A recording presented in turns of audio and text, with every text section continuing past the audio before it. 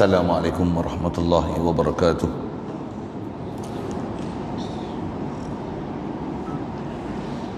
Alhamdulillahi rabbil alamin. Wassalatu wassalam ala asyrafil anbiya'i wal mursalin wa ala alihi wa ashabihi wa azwajihi wa zurriyatihi wa atba'ihi ajma'in. Subhanaka la ilma lana illa ma 'allamtana innaka antal alimul hakim. La haula wa la quwwata illa billahil aliyyil azim. Rabbi shrah li sadri wa yassir li amri wahlul 'uqdatam min lisani yafqahu qawli. Allahumma iftah 'alaina bi futuhil 'arifin bik. Allahumma ij'alna minal ladzina yastami'una al-qawla fayattabi'una ahsana. Allahumma alimna bima jahilna wanfa'na bima 'allamtana wa zidna ilman nafi'a ya rabbal alamin. Wa na'udzu billahi min shururi anfusina wa min sayyiati a'malina. Man yahdihillahu fala mudilla lahu wa man yudlilhu fala hadiya lahu. Wa ba'du. Qala Syekhul Musannif rahimahullah ta'ala wa nafa'na bihi wa bi 'ulumihi fi darain. Hadirin sekalian, pertama sekali syukur kita kepada Allah Subhanahu wa taala. Limpah kurnia dia semata-mata dan pemberian dia, anugerah dia, ihsan dia menjadikan kita ni umat Nabi Muhammad sallallahu alaihi wasallam. Alhamdulillah. Syukur lagi diberi kita nikmat Islam, yang kita dapat Islam melalui mak ayah kita. Sejak lahir lagi kita dihukum Islam sebab mak ayah kita Islam atau salah seorang daripada mereka Islam. Alhamdulillah. Dengan Islam kita dapat tu, kita dimudahkan untuk mengikut perintah dia, meninggalkan larangan dia. Ada yang sejak kecil lagi kita dah terbiasa dengan patuh, ikut suruhan, tinggal larangan. Alhamdulillah. Syukur diberi kita nikmat kesedaran untuk menuntut ilmu dan mempelajari agama ni, khasnya untuk mempelajari dan mengenal Allah dan mengenali Nabi kita Muhammad sallallahu alaihi wasallam. Alhamdulillah. Syukur diberi pada kita keupayaan malam ni boleh hadir untuk solat maghrib berjemaah, berada pula dalam masjid untuk kita manfaatkan pertemuan pada malam ni, meneruskan perbincangan kita daripada risalah Zadul Murid fi ma'rifati kalimati tauhid ni, insya-Allah. Alhamdulillah.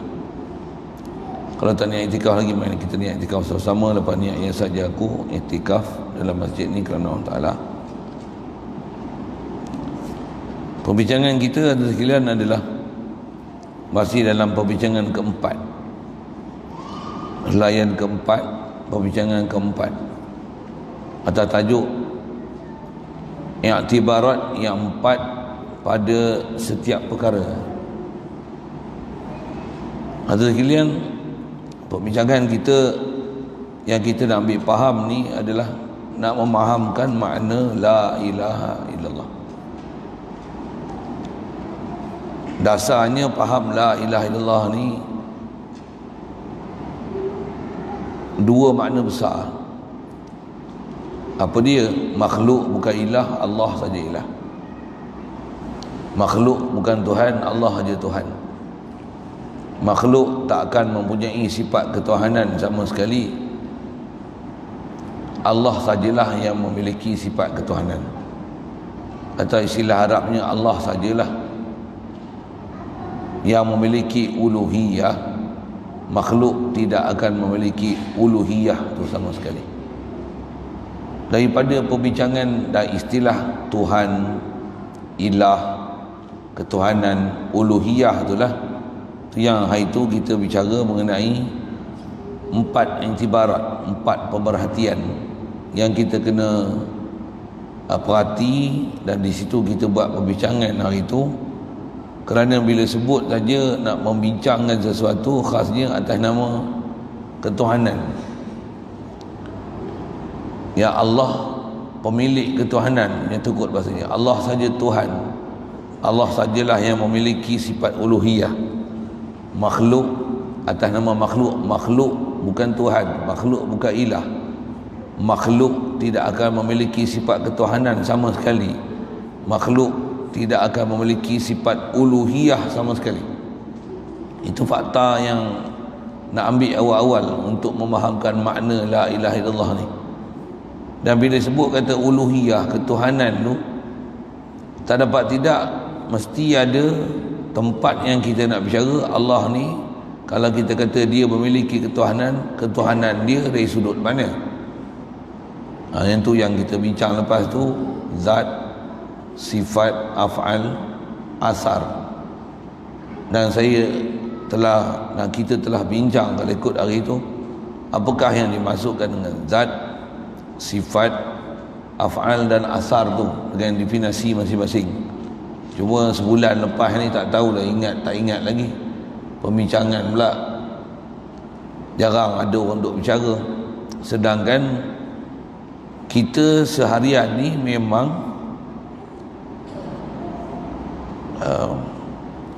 dengan istilah ni mungkin kita tak sebut kan, tapi sekitar kita ni tiada lain melainkan zat, sifat, af'al, asar.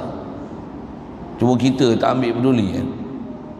Dan bila nak memahamkan bab ketuhanan ni, 4 angles ni, 4 sudut ni adalah perlu dipahami supaya kita boleh faham dalam bab ketuhanan macam mana yang para ulama yang mereka ni faham dan telah syarahkan kat kita apa yang kita nak fahamkan dalam maksud ketuhanan itu dari 4 sudut ni. Yang paling masyhur kita selalu dengar tentang 3 sudut itulah zat, sifat, af'al. Asar ni pun ada juga, cuma dia tak disebut secara langsung, tapi disebut dengan cara berlaziman bila membincangkan sifat arus Allah Ta'ala. Macam mana pun sedikit kita ulang kaji sekali lalu untuk sebut zat, sifat, af'al, asar ni, untuk kita boleh buat banding beza antara Allah dan makhluk. Yang makhluk dan Allah takkan ada ciri persamaan sama sekali dalam 4 iktibar ni. Dan tak samanya Allah Ta'ala dengan makhluk ni tak sama macam mana? Bahasa dia tak sama sekali. Pasal apa pula tak sama sekali? Pasal tak sama langsung makhluk dan Allah. Tak sama gila punya. Yang saya rasa saya pernah sebut lepas, juga ambil pada ayat Quran, Allah Ta'ala isyarat tak samanya makhluk dengan Allah Ta'ala ni di atas prinsip la ilaha illallah. Makhluk bukan ilah, Allah saja ilah. Dengan bahasa Melayu dia sebut makhluk tak memiliki sifat ketuhanan, Allah saja bersifat ketuhanan. Makhluk bukan Tuhan, Allah saja Tuhan. Makhluk bukan ilah, Allah saja ilah. Dan bila nak faham ilah ni, ketuhanan ni, yang kata Allah saja Tuhan tu, nah, yang ni lah tempat yang kita nak bicara dari 4 sudut, zat, sifat, af'al, asar ni. Kerana Allah Ta'ala ni atas nak sebut asalnya memang tak sama sekali dengan makhluk. Tak sama entah mana, tak sama dalam 4 sudut ni. Dan tak sama tu isyarat Quran, wa ma yastawil a'ma wal basir. Kata Allah Ta'ala tak sama orang yang buta dengan orang yang celik. Memang tak sama. Cuma kita faham buta dengan celik je. Ayat Quran tu nak dia dalam bentuk kiasan tu. Apa maksud buta celik ni? Siapa buta, siapa celik? Kita lah buta, Allah lah melihat. Buta dengan melihat sama lah? Tak sama macam mana? Gila punya tak sama kan? Begitu juga disebut dengan walal zulumatu walan nur. Tak sama gelap dan cahaya. Sama tak? Ada sikit sama kot? Tak sama langsung. Opposite. Gelap dengan cahaya. Macam mana tak samanya? Al-ahya wal amwat. Macam mana tak samanya hidup dan mati. ada ciri persamaan tak? Tak sama langsung. Tak sama langsung. Bila tak sama langsung tu, yang itulah prinsip kita nak faham Allah ilah, makhluk bukan ilah. Tak sama langsung dari sudut zatnya, sifatnya, af'alnya, asarnya. Tak sama langsung. Siapa-siapa yang ada mengiktikadkan sama, sama tu bahasa lainnya setara, setaraf, sebanding, semisal, atas bahasa lain ada yang berkongsi dengan Allah Ta'ala, baik zat, sifat, af'al, asar. Siapa-siapa saja ada istilah kongsi ni, bahasa Arabnya syarik. Bila ada syarik, ya, ada misal, ada syabih, ada nazir dengan Allah Ta'ala, namanya syirik. Pasal apa? Pasal menyama tarafkan zat, sifat, af'al, asar Allah Ta'ala dengan makhluk. Adapun syirik yang kita sedia faham, menduakan Tuhan ada satu lagi zat selain pada Allah Ta'ala, itu alhamdulillah kita tak ada. Adapun yang kita nak mengaji ini, kita bukan nak faham macam tu, pasal yang tu kita dah faham. Kita nak faham ni dengan fahaman yang lebih halus, lebih mendalam, supaya kita faham betul-betul maksud yang sebenarnya dikendaki daripada la ilaha illallah tu, supaya kita benar-benar jadi ahli tauhid, macam mana yang telah diajar oleh Nabi SAW pada para sahabat, sahabat pada tabi'in, tabi'in pada tabi'in, seterusnya sampai ke kita melalui salah silah ilmu, penjelasan daripada para ulama, tutup guru kita, yang mereka ni memang ahli dan pakar sungguh memahamkan bab akidah ni. Cuma kita ni bila tak mengaji, kita rasa kita faham, rupanya tak faham lagi. Memang tak faham pun tuan-tuan. Tentu yang kita kadang bila dengar pelajaran macam ni melengung je. Tengok melengung tak melengung. Baik. Jadi dasar nak sebutnya ialah Allah dan kita tak sama sama sekali. Pertama dari sudut zat. Dan bila sebut zat ni, kenapa nak bahas zat?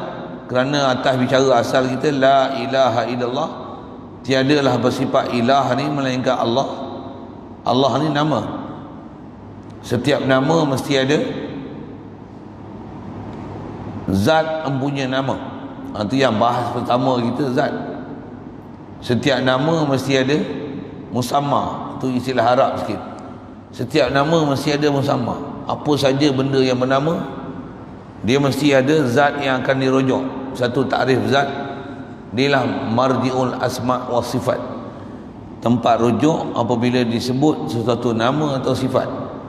Maksudnya kalau kita sebut nama, sebut sifat, mesti ada marji' dia, tempat refer dia. Kita nak refer to mana, atau refer at mana. Kalau kita kata lantai, tengok lantai, tunjuk lantai, bumbung, kipas, kita akan, tu nama saya sebut tu, mesti ada diri sesuatu nama yang akan dirujuk kan? Meja mana? Kerusi. Kita mana kita? Kan ada tempat rujuk. Walaupun nama apa-apa nama sajalah, hatta kita kata oksigen, cuma nak nampak tak boleh, tapi mesti ada zat yang akan dirujuk. Hatta kita belajar ilmu kimia, oksigen ni apa? O2. Siap. Itulah zat yang akan kita rujuk. Baik. Rasa saya nak bawa sekali dengan jadual yang dah ada tu, dalam bab zat, dalam konteks zat ni, Allah zat dia wajib wujud, zat dia sedia wujud, zat dia kekal wujud, zat dia tak hajat pada sesuatu. Zat makhluk opposite gila ya tuan-tuan. Itu yang kalau tengok dalam jadual tu, macam mana zat makhluk? Tulis tu ma'dum. Ma'dum tu maksudnya tak ada. Kita ni asal tak ada. Allah asal ada. Sama lah. Zat kita tak ada, zat kita ada. Zat Allah asal ada, zat kita asal tak ada. Sama lah. Satu, bila Allah buat kita, kita dengan sifat kita, dan Allah tak akan ada sifat itu. Pasal Allah dia memang ada, sedia ada, dan masa dia ada tu sebelum dia buat makhluk, tiada apa yang ada melainkan hanya dia. Boleh faham tak? Memang tuan-tuan kalau ada rojak punya fahaman tu mesti bersihan. Sebelum ada makhluk ni yang memang ada hanya Allah. Ada Allah tu ada apa? Zat Allah. Dan bila ada zat Allah mesti ada sifat Allah. Pasal mana mungkin ada zat tanpa sifat? Ataupun ada orang faham dia kata yang ada tu sifat Allah, zat yang tak ada. Mustahil ada sifat tanpa zat. Dan bila sebut Allah, bukan ada tu nama saja, bukan. Nama tu pasti menunjukkan ada zat yang mempunyai nama. Tempat rojok nama tu, bila disebut nama, nak rojok ke siapa? Tentulah dirojok pada zat yang mempunyai nama itu. Satu, bila bahas nama, la ilaha illallah, Allah tu nama, mesti ada sabit zat dia. Jadi la ilah melainkan Allah, maksudnya sabit zat Allah. Nah, Allah bila zat, mana ada zat tanpa sifat, mestilah sabit zat Allah, tentulah sabit sifat Allah. Nah, Allah tu nama Allah Ta'ala, tentulah juga sabit nama-nama Allah. Dan bila kata la ilaha illallah, sebelum Allah Ta'ala buat makhluk ni, yang ada ni zat Allah. Dan ada zat Allah, tentu ada sifat Allah, tentulah sabit juga nama Allah. Saya nama dia bukan baru reka, nama dia azali, nama dia qadim. Macam mana zat dia qadim, macam mana sifat dia qadim, macam itulah juga nama dia qadim. Yang qadim siapa? Allah saja. Bila sebut Allah tu sudut mana? Sudut zat, sudut sifat, sudut nama. Adapun perbuatan, bahas perbuatan ni bila Allah buat ke kita, baru bincang perbuatan tu. Jadi perbuatan ni kita hanya bahas apabila Allah Ta'ala dia menjadikan makhluk, barulah dia buat kita, barulah ada nama af'al tu. Adapun sebelum af'al, memang sabit ke Allah Ta'ala zat dia, sifat dia. Dan sifat dia sifat apa? Segala sifat kamalat, segala sifat kesempurnaan sabit pada dia. Dan ada dia tu tak ada siapa kongsi. Ada Allah Ta'ala, ada istilah disebut ulama, ada yang mutlak. Apa maksud ada mutlak? Ada yang tak perlu dikait dengan apa-apa. Ada dia, ada. Cuma atas nama ada apa? Zat dia, asma' dia, sifat dia. Dengan ada sifat kesempurnaan dia, melayakkan dia untuk membuat apa saja perbuatan sekehendak dia. Dan dia boleh buat apa saja perbuatan tanpa perlu alat, perkakas, bahan, sabab untuk dia nak buat apa-apa kehendak dia. Yang kita pun beriman dah, innama amruhu idza arada syai'an an yaqula lahu kun fayakun. Tak biasa dengar tu kok Wahabi kot, tak biasa Cik Yasin. Boh bahasa gitu sikit. Boleh faham saya sebut apa tak? Jadi yang ada sebelum ada makhluk ni Allah aja. Dan ada tu yang bahasa nak sebut. Ada apa? Mesti ada nama yang kita nak sebut. Ada apa? Tentulah sabit. Ada zat Allah, ada sifat Allah, ada asma Allah, dan dengan itu melayakkan ada af'al dia. Boleh faham? Dan bila dia buat makhluk, makhluk ni ialah natijah daripada perbuatan dia ke kita. Itulah dipanggil asar. Jadi asar ni apa? Dia lah natijah, hasil perbuatan, hasil daripada apa Allah Ta'ala buat dengan af'al dia. Maka kita ni asar dia. Jadi kalau kita kata la ilaha illallah ni, tiadalah ilah melainkan Allah, tu yang bahas dia pada 4 ni, zat, sifat, af'al, asar. Dan atas kita bicara Allah ni dia ilah sebelum ada makhluk, yang ada hanya Allah. Dan wujudnya Allah tu wajib, mesti, tak mungkin boleh dinafi sama sekali. Dan wujud dia tak istilahnya wujud mutlak. Apa maksud wujud mutlak? Ada dia, tak perlu tempat. Tempat tak dibahasa ke dia. Ada dia, tak diistilahkan juzuk, kepala, muka, tangan, kaki. Subhanallah, tidak. Atau istilahnya apa? Ada zat dia. Ada zat dia. Bagi faham elok. Ada zat dia. Maksudnya ada diri dia. Tak dibahasakan muka, tangan, kepala, lutut, mata. Subhanallah, subhanallah, subhanallah. Ada orang Ta'ala tak kait aras ke, kursi ke. Pasal aras pun tak ada lagi, kursi pun tak ada lagi. Tak dikait dengan ruang, tempat. Pasal apa? Apa pun tak ada lagi. Yang ada Allah aja. Yang ada Allah aja. Tak ada depan, belakang, kiri, kanan, atas, bawah. Pasal Allah aja ada. Allah tak dibahasa kat dia atas, bawah, kiri, kanan, depan, belakang. Tak dibahasa kat dia isi ruang, di tempat, dilalui oleh masa. Dilalui oleh masa. Subhanallah. Masa ni adalah proses peredaran bumi mengelilingi matahari, bulan mengelilingi bumi, bumi berpusing atas paksi dia. Inilah masa. Inilah masa.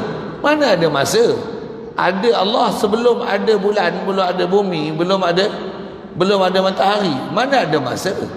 Itu ada Allah, ada mutlak, ada yang wajib wujud, ada yang sedia wujud, ada mutlak, tak ada kait apa-apa sesuatu. Subhanallah. Bagi clear tu. Satu tiba-tiba ada pahaman Allah duduk di atas arah. Macam itu kalau ikut sewil gila awal lagi lah, dia tak faham la ilaha illallah tu. Padahal pahaman teras sangat Allah ada.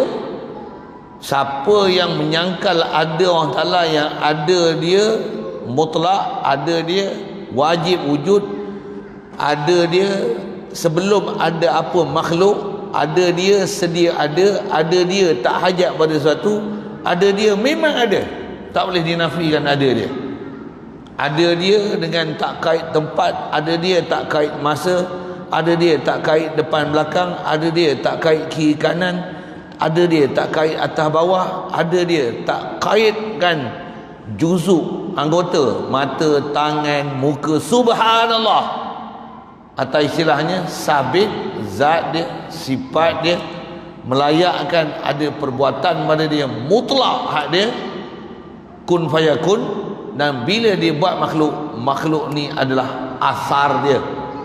Bagi faham? Itu yang bahas zat, sifat, af'al, asar tu. Bila kita bahas ke orang Ta'ala zat, sifat, af'al, asar, kat kita pun bahasanya sama juga. Mesti ada nama kita, akan nama mesti ada zat yang akan dirujuk. Bila sebut zat yang akan dirujuk, tentu ada pencirian zat tu. Kenapa yang ni kipas, kenapa ni lantai, kenapa ni dinding, kenapa ni bumbung, kenapa ni lampu, kenapa ni kapet, kenapa ni tripod, kenapa ni panggil tisu, kenapa yang ni meja, kenapa kena kerusi. Mesti ada ciri yang melayakkan dengan itu. Nama tu diberi ke dia, zat tu dibubuh nama tersebut dan pencirian dia. Dan seandainya ada pergerakan pada dia, maka akan ada perbuatan pada dia. Dan bila ada perbuatan, akan ada kesan yang kita akan nisbah kat dia. Perbuatan ni hasil perkara ni berlaku dengan sebab perbuatan dia. Itu dia panggil asar. Jadi pada makhluk pun ada istilah zat makhluk, sifat makhluk, af'al makhluk, asar makhluk. Boleh? Boleh tangkap apa nak sebut? Supaya boleh faham, pada Allah ada istilah zat, sifat, af'al, asar. Kat makhluk pun ada zat, sifat, af'al, asar. Dan dua-dua ni mesti faham perbezaan yang sangat jauh tentang bumi langit. Perbezaan macam mana? Tengok saya sebut dengan jadual yang ada tu. Bab zat, Allah wajib wujud, makhluk jaizul wujud, mumkinul wujud. Tuan-tuan kena hadam sikit bahasa Arab tu. Saya sambil itu saya sebut Melayu kan. Allah wajib ada, kita harus ada, mungkin ada. Ada pun ada yang akan tiada. Kalau kekal ada pun Allah yang kekalkan kita ada. Kita bukan kekal zati, kita kekal aridi. Allah yang bagi kita kekal. Allah sedia ada, wajib ada, mesti ada, kekal ada. Ada yang qaim bi nafsih, tak hajat pada sesuatu. Kita asal tak ada, kalau ada pun harus ada, kalau ada pun boleh binasa bila-bila binasa. Dan ada kita berhajat semata-mata ke Allah Ta'ala. Tak ada tempat hajat kita melainkan hanya berhajat pada Allah Ta'ala. Pasal nak hajat kat siapa lagi? Pasal mana ada makhluk yang boleh ada sendiri, mana makhluk yang kidam, mana makhluk yang berdiri sendiri, mana makhluk yang tak berhajat pada Allah Ta'ala. Mana ada makhluk atas nama makhluk, semua makhluk mesti berhajat pada Allah Ta'ala. Allah atas nama Allah, Allah mesti tak hajat pada makhluk, mesti. Isyarat ayat Quran, ya ayyuhan nasu antumul fuqara'u ila Allah wallahu huwal ghaniyyul hamid. Ayat Quran ni dasar nak menguraikan dan mendetailkan la ilaha illallah tu. Kata Allah Ta'ala apa? Wahai manusia, kamu ni fakir ke Allah Ta'ala. Jadi nak tunjukkan kedudukan makhluk. Makhluk ni apa? Fakir ke Allah Ta'ala. Fakir mana? Fakir makna apa? Fakir dengan mana? Berhajat ke Allah Ta'ala. Makhluk ni berhajat ke Allah Ta'ala sudut mana? Zat, sifat, af'al, asal. Zat kita, Allah bagi jadi zat kita. Kita asal tak ada, Dia yang bagi ada. Langit bumi semua asal tak ada, Dia yang bagi ada. Arash, kursi, Lauh Mahfuz, qalam, langit bumi, Bohbi sekali lagi sebut itu. Macam mana boleh ada? Allah bagi ada. Semua makhluk berhajat ke Allah Ta'ala. Allah, Dia ada mutlak, tak ada apa-apa bersama Dia. Tu tak ada siapa-siapa berkongsi dengan Dia, tiada siapa-siapa bersekutu dengan Dia, tiada siapa-siapa bisal dengan Dia, tiada siapa-siapa setara dengan Dia, tiada siapa-siapa setaraf dengan Dia. Mana ada? Lam yang lam yakun lahu kufuwan ahad, laisa kamitslihi syai, fala tadribu lillahil amsal. Ayat Quran tu. Cuma tuan-tuan nak faham Quran tu, kalau tuan-tuan bukan ahli, tuan-tuan tak faham maksud. Satu saya sebut dalam bentuk ni tu. Bagi boleh beza dua-dua. Jadi asal saya sebut, kita nak bezakan bab pertama dulu, bab zat dulu. Jadi zat Allah, kalau saya sebut satu je, apa dia? Wajib wujud. Kita mumkinul wujud. Siap. Apa maksud mumkinul wujud? Kita harus ada. Ataupun nak sebut macam ni, Allah, zat Allah wajib wujud. Kita ma'dum, asal kita tak ada. Saya nak tunjukkan sangat bezanya antara zat Allah dengan zat makhluk. Tak mana bezanya? Zat kita asal tak ada, zat Allah asal ada. Siap. Satu Allah ghani, satu kita fakir. Pasal apa Allah ghani? Dia memang ada, sedia ada, wajib ada, kekal ada yang tak hajat pada sesuatu. Kita asal tak ada. Jadi Allah, Dia ghani, tak hajat pada sesuatu. Kita asal tak ada, fakir ke Allah Ta'ala. Bab zat. Siap. Boleh kot? Boleh telan. Sifat pula. Allah, pada Dia segala sifat kesempurnaan. Takkan ada pada Dia sifat kekurangan. Pasal apa? Pasal Dia ghani, Dia tak hajat pada sesuatu. Dan Dialah menjadikan sesuatu. Dan dia menjadikan satu, dia tak akan ambil manfaat sesuatu daripada apa yang dia jadikan. Pasal sifat dia dah sempurna, dia tak perlu apa-apa untuk menyempurnakan zat dia, untuk menyempurnakan sifat dia. Pasal apa? Pasal dia kamil. Tu istilah Arab sikit. Allah dia kamil, is perfect. Makhluk opposite perfect. Apa kita ni bab sifat. Apa dia tu? Kalau yang saya tulis tu, makhluk ni sifat apa? Naqis. Bahasa Arab tu apa makna naqis? Bahasa naqis ni kurang. Apa maksud kurang ni? Tak pernah ada pada kita apa yang sempurna. Serba-serbi tak sempurna. Serba-serbi kita akan berhajat.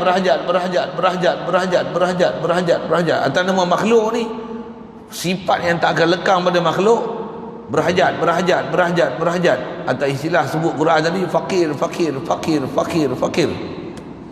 Bab zat kita fakir ke Allah, bab sifat pun kita fakir ke Allah Ta'ala. Contoh sifat satu kan, Allah sifat sempurna dia apa? Hidup. Zat dia wajib wujud. Zat kita asal tak ada, ma'dum. Jauh beza. Allah dia hidup. Dengar tak? Kita hidup. Kita rasa hidup tu yang kita tak rasa hubungan dengan Allah Ta'ala lah.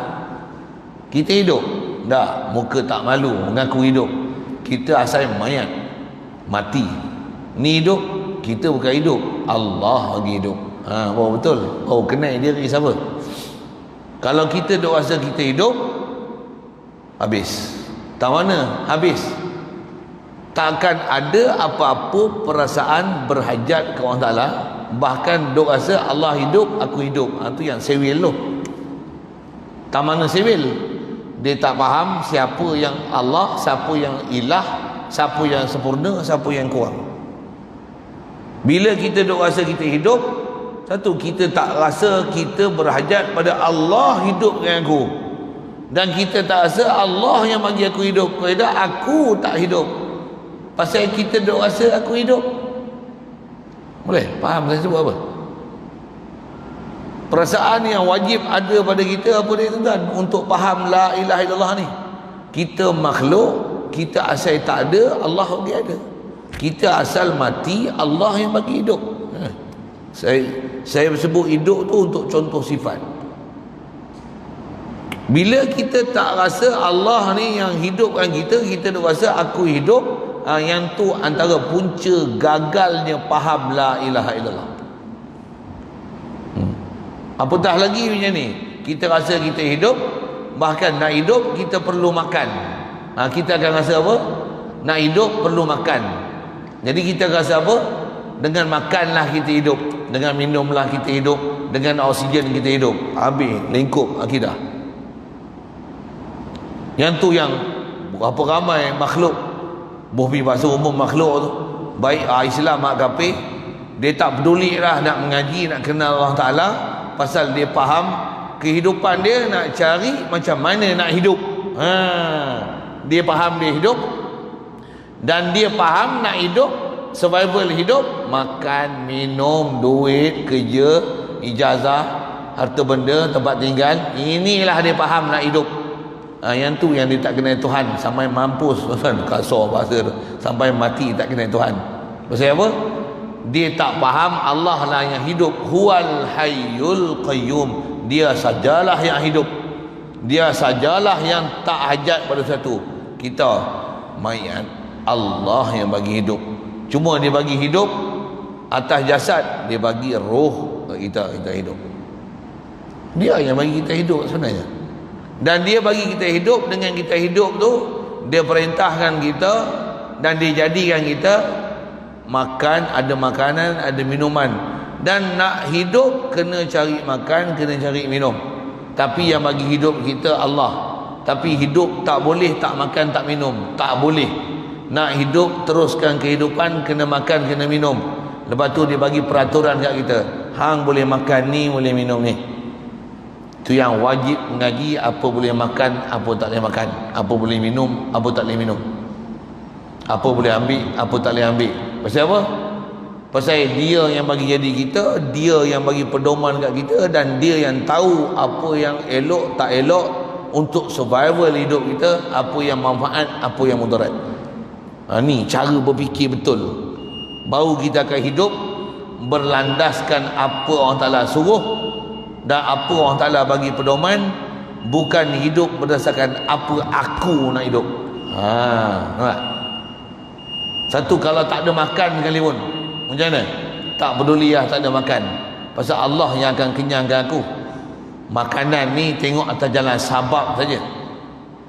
Ada makhluk yang Allah Ta'ala tak bagi jadi berhajat pada makan pun, macam malaikat, tapi hidup pun tak mustahil Allah Ta'ala nak bagi aku macam tu.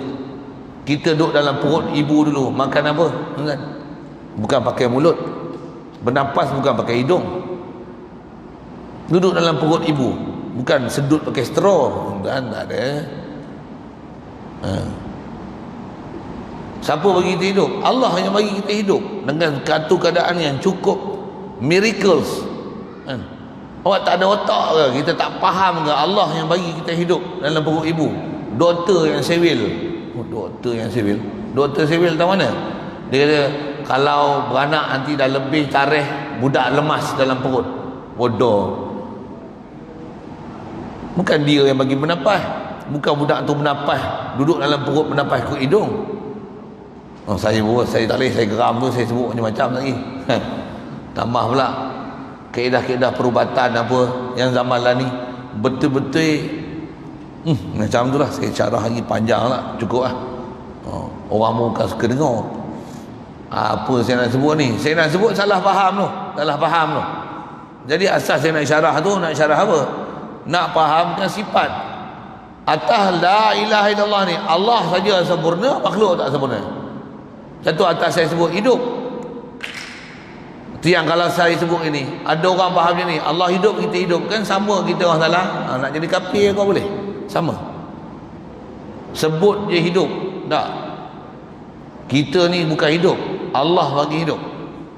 Yang memang hidup, sedia hidup, kekal hidup, yang hidup tak perlu apa-apa untuk hidup, bahkan dialah yang hidup, dialah yang menghidupkan dengan lain. Siapa? Allah lah. Kita apa? Isyarat Quran, kuntum amwatan. Tak sedar ke dulu kita mati? Dulu kita dalam perut ibu nutfah aja. Allah yang cipta. Fal yanzuril insanu mimma khuliqa. Manusia kena pandang, perhati daripada apa dia dicipta. Air mani ya kita ni dulu. Sebelum air mani apa? Lam yakun syai'an mazkura. Tak pernah disebut pun kita ni. Nisbah zat tak pernah disebut, sifat apa pun tak ada kat kita tuan. Atas ada apa? Opposite Allah Ta'ala. Allah hidup, kita mayat. Satu atas namanya hidup tu kamil, mayat mati ni naqis. Tu bab sifat.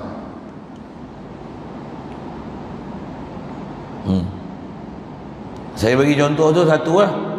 Kalau ikut para ulama kita, dia suruh kita perhati, khasnya dalam bab nak faham la ilaha illallah ni.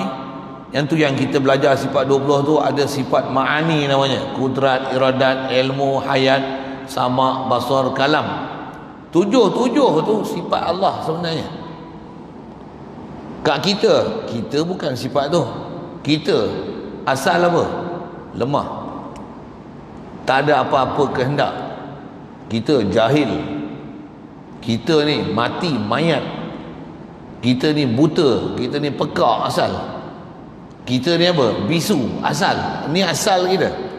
Kita duk perasan, kita yang boleh bercakap, kita boleh melihat, kita boleh mendengar, kita faham, kita hidup, kita ada ilmu, kita ada kehendak, aku ada kedarat. Tu yang lupa daratan tu. Kalau faham betul-betul siapa Allah, Allah ilah dalam konteks sifat, Allah saja perfect, kita tak perfect. Tengok 7 tu mesti letak betul. Allah kuasa, kita lemah. Siap. Ni boleh ada kekuatan ni apa? Bukan daya upaya kita, Allah yang bagi kuwah kita. La, kita ni akidah apa? La haula wala quwwata illa billah. Tauhid. Baru tauhid. Hebat macam mana pun, macam mana? La haula wala quwwata illa billah. Baru tauhid. Bila tauhid ni? Bila boleh mengiktiraf Allah saja ada kuwah, kita lemah. Tak boleh buat apa-apa melainkan Allah yang bagi kuwah ni kat aku, dengan tu aku boleh buat macam-macam. Kalau dia tak bagi daya upaya kat aku tak boleh buat apa-apa pun. Ni tauhid. Tak ada tu, tak ada tauhid. Tak ada tauhid. Apatah lagi, ya, aku boleh. Tengok kita buat apa. Kita telah berjaya. Kita telah sukses. Kita telah maju. Kita telah membangun. Kita boleh. Out. Pasal apa? Tak pandang langsung ke Allah Ta'ala ni. Hati tak ada realize langsung ke Allah Ta'ala. Nak boleh-boleh apa? Tak ada kita tak ada apa yang boleh Dari segi dia bagi kita ikhtiar tu ada perbincangan lain. Tapi atas nak ambil tauhid ni, iman ke Allah Ta'ala, la ilaha illallah, asas yang nak sebut tu tentang kudrat tu. Allah, dia yang ada upaya, kita lemah. Kehendak, wa ma tasyauna illa an yasha Allah. Tak ada apa kehendak kita melainkan sebenarnya tu kehendak Allah Ta'ala. Zohir nampak kehendak kita. Semua kehendak ni datang daripada kehendak Allah. Hatta kehendak yang ada pada kita pun adalah kehendak yang Allah yang telah menentukan apa yang akan kita berkehendak. Mestinya. Pasal kita datang pada dia. Apa yang ada kat kita adalah mesti datang daripada ketentuan dia, baik buruk daripada dia. Ada bab khas kena mengaji bab qada qadar, ada bab khas kena mengaji bab usaha dan ikhtiar. Tu suku. Lepas tu kena mengaji suku. Mana dan saya nak ajar semua. Saya nak sebut semua. Yang ni untuk bagi faham sangat asas la ilaha illallah, supaya rasa kehambaan, bahkan sebenarnya bukan hamba pun tuan, rasa kemakhlukan, tu baru betul. Rasa kehambaan ni kita rasa macam kita ada sesuatu, kita hamba. Tak, kita bukan hamba kan, kita low lagi daripada hamba, makhluk. Tuan-tuan tahu apa beza makhluk dengan hamba? Saya sebut begini senang, pasal kita kena hamba ni, kita tak faham perjalanan hamba tu macam mana. Cuba hamba ni bahasa yang dipakai dalam Quran pakai gitu, ulama kita pun pakai gitu. Kalau ikut kita ni bukan hamba, kita ni makhluk. Tuan-tuan faham elok bahasa saya cakap tu? Kalau saya kata kita koli, tuan-tuan rasa tak terhutang budi kat bos? Boleh faham tak? Kita dengan bos, tuan-tuan rasa tak tuan-tuan hina? Rasa tak? Tak rasa hina? Kalau dia tak bagi gaji, melutut tak minta kat dia? Macam mana pun dengan bos, bila bos tak puas hati, boleh berhenti dengan dia, pergi cari bos lain. Betul tak? Okey, itu bos. Itu bos kan? Bos bukan tuan tau. Bos majikan. Tak setuju, boleh belah kau, aku pergi kerja dengan orang lain. Aku pula bos. Boleh faham saya sebut tak? Lagi rendah daripada majikan apa? Hamba. Saya buat gini senang, sebelum majikan tu, sebelum hamba macam ni dulu. Isteri mesti patuh suami, betul tak? Gaji kau 4 juta kali pun kena ikut suami, betul tak? Suami kata berhenti kerja, macam mana? Berhenti kerja tak? Pasal suami, dia yang wajib sara, bukan isteri yang kena sara suami. Cuma relevan tak relevan nak berhenti tu lain hal. Agak-agak tak setuju macam mana? Boleh pisah suami isteri, boleh bercerai. Boleh faham saya sebut apa kan? Agak tak setuju apa, tak sama apa, tak sepedangan apa, macam-macam lah, ada clash, boleh bercerai. Tani pula anak dengan bapa, contoh, tetap bila-bila pun anak, betul? Anak tetap anak, dia takkan jadi bapaknya. Macam mana pun boleh tak bagi ketaatan mutlak pada bapa? Boleh tak? Banyak yang duk kelahi, banyak yang tak suka. Banyak yang mak bapak suruh buat tak tahu aja, bahkan tak ada perasaan sebagai bapak dan mak pada bapak dengan mak kita. Kadang-kadang macam tak peduli je bapak aku, yang tak tahu sebenarnya kita tak akan ada kat dunia melainkan lahir melalui dia. Cuma lahir melalui dia kan. Macam mana pun sepatutnya ada ketaatan kepada anak pada bapa. Saya nak tunjukkan kedudukan kita makhluk. Saya nak hurai hak tu sebenarnya, dengar. Nak sebut. Saya dah sebut kuli, saya dah sebut isteri, saya dah sebut anak. Hamba dengan anak macam mana? Agak-agak siapa kuat lagi? Boh bila agak-agak tu. Hamba dengan kuli siapa kuat lagi? Pemilikan lah. Kalau saya majikan dengan saya tuan bagi hamba, di mana saya ada kuasa, lagi kuasa kuat, nisbah hamba yang saya milik ke, atau kuli yang saya bagi gaji, atau isteri yang saya kahwini, atau anak saya yang dia perlu taati, siapa paling kuat? Tengok jawab. Anak kuat sekali je. Saya nak bagi suruh menilai tu, majikan boleh dia berhenti kerja dengan kita. Isteri boleh bercerai, tak jadi isteri kita.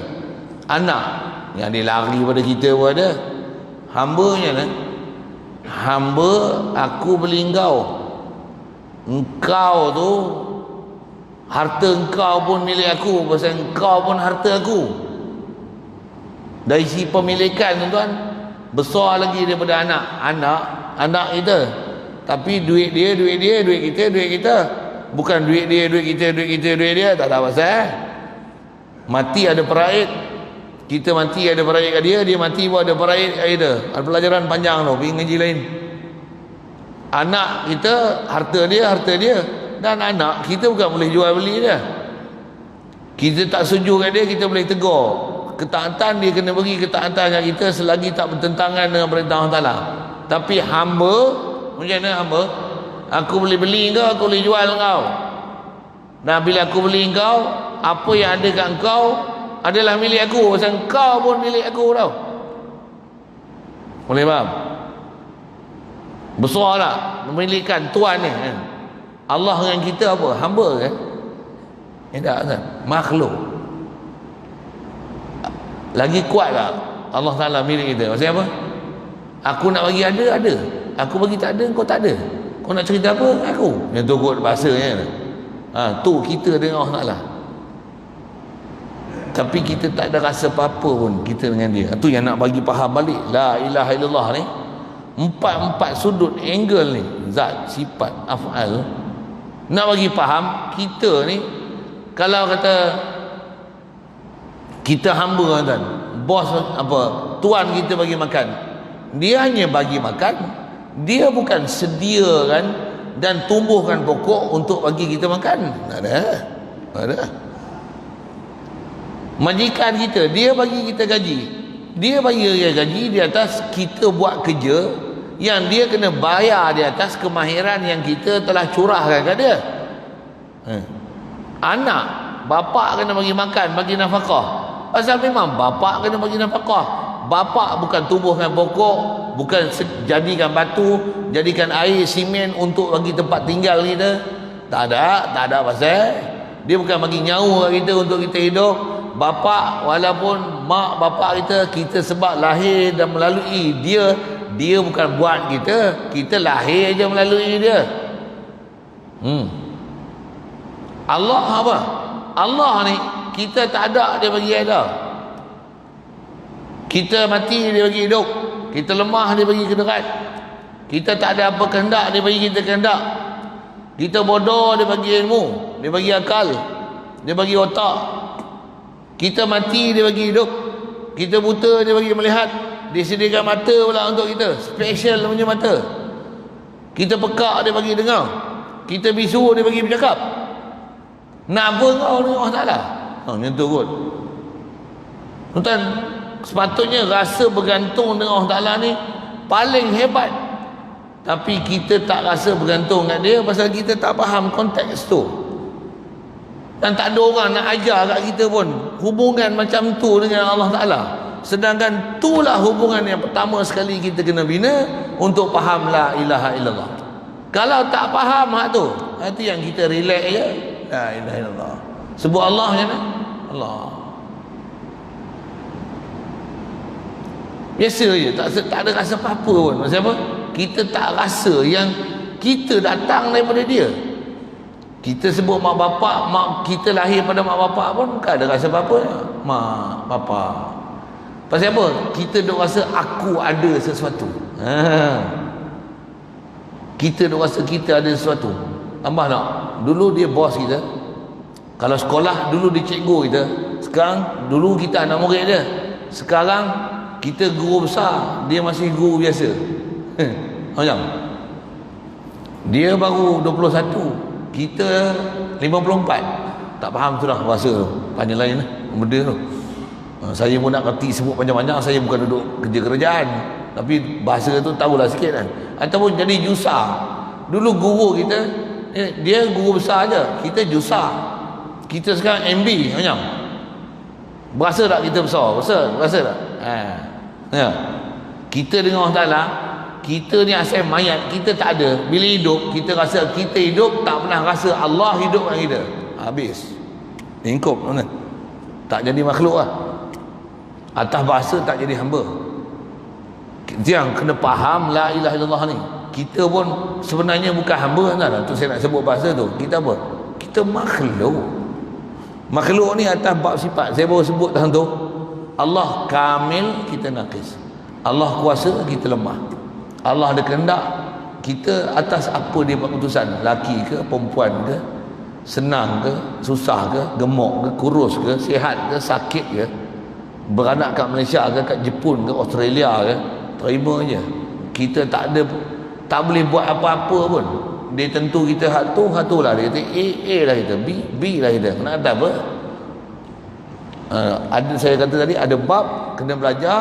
Dia bagi kita kederat, ada ikhtiar dia beri, ada otak dia bagi, itu ngaji lain. Itu satu hal. Ni nak bagi faham ketuhanan dulu. Kita bukan Tuhan, kita makhluk. Itu dalam bab iradat. Ilmu, kita otak pun asal tak ada, badan pun tak ada. Allah yang bekalkan otak. Siapa yang bagi kecerdikan kat otak kita?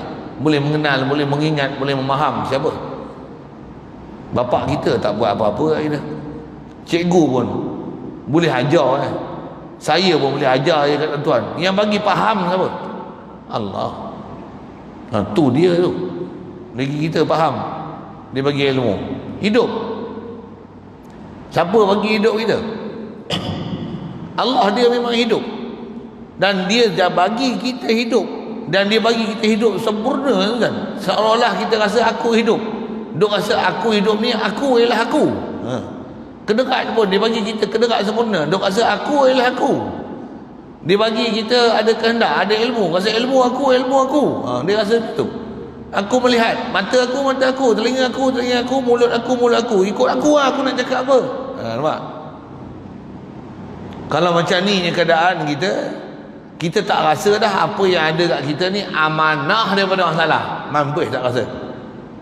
Untuk jadi makhluk, mesti kita rasa aku ni makhluk. Apa yang Allah Ta'ala bagi sifat kat kita ni hanya pinjaman sementara saja. Yang ni dia beri untuk kita pakai mengikut suruhan dia. Masa yang sama kena iktiraf dan sedar datang pada dia, puji dia, sedarkan siapa dia, mengaku bahawasanya dia yang beri kita semua ni. Alhamdulillah. Wajib kenal lah tak? Allah Ta'ala macam tu. Tak kenal, habis lah kita. Tak jadi makhluk lah kita. Atas nama bahasa dipakai, tak jadi hamba lah kita. Bahkan kita akan jadi macam mana yang surah Yasin sebut. Kata macam mana? Allah Ta'ala yang ceritakan hal tu kita. Awalam yaral insanu anna khalaqnahu min nutfah. Betul apa jadi? Fa idza huwa khasimun mubin. Manusia tak pernah tengok ke bahawasanya kami, kata Allah Ta'ala, ciptakan dia daripada air mani. Itu rupa engkau lah. Kita tak rasa hina sikit pun kita dengan Allah Ta'ala. Bila kita dah bagi besar, kita beranak, lahir, Waktu besar, badan sihat, ada kerja, ada harta, macam mana? Tak kenal dah Allah Ta'ala. Fa'iza, tengok-tengok, dia tukut bahasanya, huwa khasimun mubin. Insan ni asal air mani tu, khasimun mubin. Tak setuju dengan Allah Ta'ala, bangkang Allah Ta'ala, tak setuju hal ni, tak setuju hal ni. Jelas-jelas, terang-terang bangkang Allah Ta'ala. Mana bangkang kita? Tengok. Tak usah carilah pembangkang hak lain. Kita lah pembangkang tu.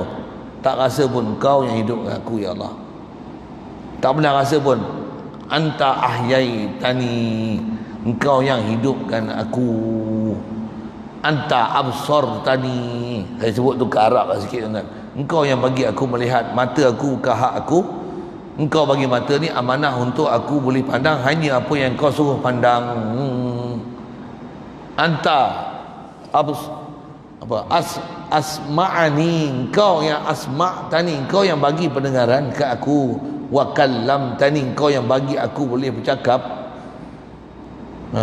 Ini sebab ilmu. La ilma lana illa ma 'allamtana. Tak ada ilmu aku ya Allah melainkan apa engkau beri. Kalau kau bagi otak aku ni sewil tergeliat sikit aja pun sewil dah aku ya Allah. Bila kita nak rasa kehambaan ni, takkan boleh rasa kehambaan tak faham konteks ni, tak boleh. Tak faham ni. Ada benda kita dah faham dah satu sudut, general knowledge mengenai siapa Allah Ta'ala. Allah takkan nak lawan, okey, tapi kita tak hidup perasaan tu dalam hati kita. Nak hidup ni macam mana? La ilaha illallah dengan faham. Kalau saya sebut kesifat tu, Allah kamil, kita nakis. Ba'fa'al, Allah, dia memiliki kuasa mutlak, kun fayakun. Daya hanya ada kat dia. Kita la haula wala quwata illa billah. Dalam jadual tu kita tiada quwwah sama sekali. La haula wala quwata illa billah. Itu ba'fa'al. Ba'asar, bila kita ni hasil daripada makhluk semua, natijah daripada perbuatan Allah kat kita. Kita tak ada milik apa-apa langsung. Apa yang ada kat kita sebagai pemegang amanah saja. Tentu kita, Allah dia pemilik makhluk, dia yang memberikan dan menunaikan segala hajat. Kita ni sentiasa berhajat ke Allah sebenarnya. Dan kita ni dimiliki, jasad kita dimiliki, apa sifat yang ada kat kita pun dimiliki. Kita tidak ada kuasa pemilikan mutlak sama sekali, tak ada. Sikit saya menyambih tu. Satu tengok, tuan-tuan faham tak faham tauhid, faham tak faham fiqah. Apa dia? Tuan-tuan dalam mati ada tak buat wasiat derma organ? Ada? Derma mata ke, buah pinggang ke, hati ke, jantung ke, ada? Kalau ikut fatwa Jakim pun kata apa? Harus. Perak pun kata harus. Harus ke haram? Jawab.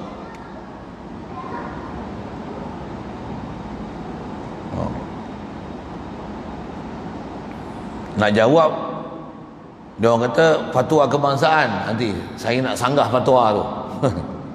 Dia kata boleh ke sanggah fatwa? Fatwa kebangsaan menyanggah ilmu tauhid boleh pula. Fatwa kebangsaan menyanggah ulama mujtahid boleh pula. Kenapa kita tak boleh menyanggah fatwa? Kalau fatwa tu menyanggah hukum Allah Ta'ala, boleh faham saya sebut apa? Memang ada orang kata tu, ustaz ni berani menyanggah fatwa. Apa aku tak berani pula? Aku tahu apa yang hak dan batil. Esok kalau ada fatwa kata boleh minum arak, tuan-tuan nak kata apa? Ikut je lah fatwa, kepala otak kau, baguslah gitu. Makan buaya pun boleh. Silalah, makanlah buaya banyak-banyak. Cari kata dia kera pun boleh makan, tikus boleh makan, anjing boleh makan. Jadilah macam apa, coronavirus. Itu pun saja yang dia orang viral kan. Virus tu dengan sebab makan ni tuan-tuan. Saja je dia nak tutup macam-macam isu. Saya cara tu panjang pula kan. Kalau ikut Wuhan tu salah satu daripada daerah yang orang Islam ramai. Takkan orang Islam kemaruk makan tikus dengan anjing tuan-tuan. Yang makan tikus anjing ni Ningxia, Kuantong, yang tu kot lah. Ni tempat orang Islam. Macam kita lah ni, Greek, dia tengok kena penyakit JE. Masa bila kita bela babi? Kalau dekat Bukit Pelanduk ke apa ke, tak apalah juga kan. Ini tempat orang Islam dikatakan bawa virus. Ini lain bunyi ni kan. Tuan-tuan kena syak sesuatu tu saya syarah tu panjang, cukup lah. Saya bukan nak cerita tu. Saya nak cerita derma organ tadi tu. Boleh sanggah fatwa? Fatwa tak betul, sanggah lah. Tuan-tuan jawab saya bagi betul ataupun tidak. Tuan-tuan kalau mandi mayat, rambut dia luruh, tanam tak? Kalau ada budak mati, dia tak masuk jawi, budak lelaki, untuk mandi bagi rata air ni tak boleh sampai, melainkan kena masuk jawi dia. Boleh tak sunat yang budak tu? Dah mati dia mayat ni, boleh tak? Tak boleh. Kalau ada perempuan dia pakai pewarna, rambut dia berkala kan, mati, kala tu menghalang air sampai ke rambut, jadi hukum tak sah mandi. Boleh tak cukur rambut dia bagi botak untuk sahkan mandi dia? Boleh tak? Boleh tak? Tak boleh jawab, saya tampok lagi. Jangan tak kerti langsung, bagus syarat. Boleh tak? Haram tak? Berdosa besar tuan-tuan. Okey. Kalau cukur rambut pun berdosa besar. Tak, kuku lah, kuku dia berkala. Tak ada peluntur yang boleh melunturkan pewarna kuku tu. Jadi nak mandi wajib tak uzur pasal apa? Air tak boleh sampai. Soal, boleh tak kerat kuku? Bukan kerat jari kan, kerat kuku boleh tak? Jawab. Jangan tak boleh jawab, saya tampol je. Boleh tak kerat kuku? Boleh tak? Boleh tak? Jangan buat bodoh, jangan buat bodoh. Boleh tak? Boleh. Jawab tu, jawab. Boleh tak? Jawab. Boleh tak kerat kuku? Saja kalau jumpa Pak Jakim pun saya akan tanya tu lah, Jakim boleh tak kerat kuku? Jakim boleh tak? Kalau dia kata boleh, memang bodoh pun aku nak kata itu, bodoh pun. Okey. Pasal apa tak boleh? Pasal dia tu dia dah. Kita ni kena mandikan dia aja. Kalau dia izinkan kat kita pun, kita bukan boleh buat apa. Pasal apa? Pasal dia milik Allah. Dia bukan milik kita. Dia pun tak milik dia. Dia pun tak milik dia. Entah faham kan? Saya sebut. Dia pun tak milik dia. Habis-habis keluar fatwa kata boleh derma organ. Mata tuan-tuan siapa punya? Jawab. Oh, tuan-tuan rasa tuan-tuan punya mata, jantung tuan-tuan punya, buah pinggang punya, tuan-tuan satu tuan-tuan rasa tuan-tuan nak buat kebajikan, mati buat amal jariah supaya orang lain boleh guna kan. Baguslah faham macam tu. Kaedah kita dalam tauhid la ilaha illallah, kita hanya boleh milik apa yang syariat bagi hukum milik kita. Apa yang syariat kata tak jadi milik, tak ada satu pun milik kita. Mata kita ni walaupun kita punya belongings, babuh bilah tu kita punya, tak mutlak kita punya. Ni terhenti di atas apa Allah Ta'ala bagi. Nak tengok pun ikut apa Allah Ta'ala bagi tengok. Nak dengar pun kena dengar apa yang dia bagi dengar. Nak jalan, nak sentuh, nak pegang, nak makan, nak hidup, semua daripada apa yang dia benarkan untuk kita. Ni makhluk bau putih, kita punya mata kan. Betul, boleh kan kita nak bagi orang mata kita? Tu lah tuan-tuan jawab. Okey, sikit tu. Saya nak syarah tu pasal apa? Nak pergi faham ni. Bab asar ni, bila kita makhluk Allah, kita tak milik. Dengar. Rumah kita pun katalah macam ni, rumah, kereta, duit. Boleh tak kita nak mati, kita macam ni, aku nak bagi isteri aku 10,000, anak lelaki ni 80,000, anak perempuan ni 40,000. Tuan-tuan jawab tak? Mengaji tak mengaji syarat? Boleh tak buat itu? Boleh tak? Tu apa nama dia tu? Wasiat, betul tak? Boleh ke wasiat bagi kat waris? Boleh tak? Tuan-tuan tak boleh jawab, saya nak kata macam ni, bodoh lah itu, tak pernah mengaji syariat, padang kena kencing. Mana boleh bagi waris, mana boleh wasiat dekat waris? Waris tak payah wasiat. Mati dia mapuh ya, punya bahasa kita dulu senang. Mapuh ya tuan-tuan, dia tak kata apa pun, waris dah siap. Siapa waris, siapa tak waris, siapa yang dapat, siapa tak dapat, siapa yang berhak daripada harta yang dia tinggal. Tak payah siapa nak kelahi-kelahi, hukum syarak dah ada. Siapa tak dapat pun jangan duk buat masa muka, pasal syariat dah ada hukum faraid. Nak buat wasiat, wasiat bukan untuk pewaris. Wasiat jangan tak faham, wasiat ni adalah satu peluang untuk kita belanja harta, buat kebajikan ni masa duk hidup kita tak belanja lagi. Dan tak boleh nak belanja pasal ada kekangan umur kita tak tahu umur kita berapa. Boleh jadi kita nak pakai harta tu masa akan datang. Duk bagi RM10, RM50, RM10, RM50. Jadilah tu. Ada yang tak bagi langsung. RM10, RM50. Berani nak keluar RM50,000? Berani tak? RM500,000? Berani tak? Duit ada 3 juta. Berani nak keluar 1 juta? Berani tak? Jawab. Ikhlas jawab. Ikhlas jawab.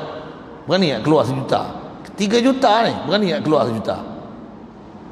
Terkebil-kebil. Tidak lah tu. Walaupun duit pun tak ada lah sampai 3 juta. Betul tak? Tuan-tuan, wasiat ni satu peluang untuk kita walaupun dah mati, ada talian hayat, hukum kita bersedekah 1/3 daripada harta kita yang kita tinggal. Kalau tidak, habuan kepada pewaris, hukum kita buat kebajikan jalan Allah Ta'ala dengan duit 1/3 tu. Nak masa hidup nak belanja tu, saya kata ada kekangan. Pasal apa? Pasal tak tahu umur kita berapa, kena dialisis pula. Seminggu 3 kali 200 dan 600, 6 kali 4 dekat 3,000 tuan-tuan. Sebulan, kan? Contoh. Mati macam mana? Kalau wasiat, hukum kita berbelanja. Kalau ada 3 juta tadi, kalau katalah tuan-tuan wasiat macam ni pun, aku wasiatkan seluruh harta aku untuk pondok mati misalnya. Tak lulus semua, 1/3 je lulus. Tapi lulus jugalah. Dan tuan-tuan tak boleh bagi ke anak aku, isteri aku, tak boleh. Itu bukan kaedah kita. Yang tu tuan-tuan tak payah fikir. Pasal apa? Pewaris dah ada hukum faraid, siapa dapat, siapa tak dapat, dan banyak mana. Dan banyak mana. Tuan-tuan nak bangkang tak tu? Engkau makhluk ke Tuhan? Sikit saya nak sebut tu. Saya nak ajar apa sebenarnya masuk ke fiqh ni. Nak kata kita tak ada kuasa apa pun. Kita terhenti di atas hukum hakam Allah Ta'ala. Hatta nak tasarruf harta ke, anggota ke, nak pakai di mana, nak boleh derma tak derma organ, bukan di atas kepala otak kita kan. Tak boleh. Kita bukan Tuhan untuk buat syariat. Kita ada syariat yang kita kena patuh. Ada benda yang bukan takluk kita sikit pun tak boleh masuk campur. Kau masuk campur tu seolah-olah engkau duduk kedudukan Tuhan. Engkau Tuhan ke? Kau tak faham ke la ilaha illallah kau sebut tu? Yang Allah ni ilah, Allah je ilah. Kita makhluk. Bila makhluk, mana siapa kena ikut cakap siapa? Kita nak ikut undang-undang siapa? Tu yang kalau ada orang yang dia kata boleh macam mana? Kau dah menyalahi undang-undang Allah Ta'ala. Walaupun kau nama mufti, walaupun kau nama majlis fatwa, walaupun kau nama apa profesor, kau nama Profesor Madya, kau namalah apa benda sekali pun, tokoh ulama apa muhbilah apa kan. Selagi kalau salah dengan hukum Allah Ta'ala, salah. Dia orang kata dia orang tak tahu hukum ke? Banyaklah ni tahu hukum ni orang langgar je. Saya nak syarah tu panjang kan. Tapi lajak sikit dah cerita tu. Saya nak cerita apa? Saya nak tunjukkan kata kita ni makhluk. Kalau kita faham kita ni makhluk Allah, apa yang ada kat kita amanah. La ilaha illallah. Allah sajalah pemilik amanah tu. Dia yang berkuasa mutlak. Kita ni atas pemegang amanah. Atas apa yang dia perintah kat kita, itu aja kita boleh buat. Kalau rumah pun dulu bukan rumah kita, sekarang dapat rumah kita, bila kita mati esok jadi rumah orang lain. Tak ada apa yang kita kekal kat sini. Tak ada. Semua balik ke Allah Ta'ala. Walillahi ma fis samawati wa ma fil ard. Lahu mulku samawati wal ard. Lahu maqalidus samawati wal ard. Walillahi mirasus samawati wal ard. Yang mewarisi langit bumi ni siapa? Allah. Makhluk, tetap makhluk, mati. Kalau dia waris pun satu ketika dia mati, habislah. Bila semua makhluk habis, siapa tinggal? Allah aja. Allah lah al-waris. Salah satu asma' husna dia.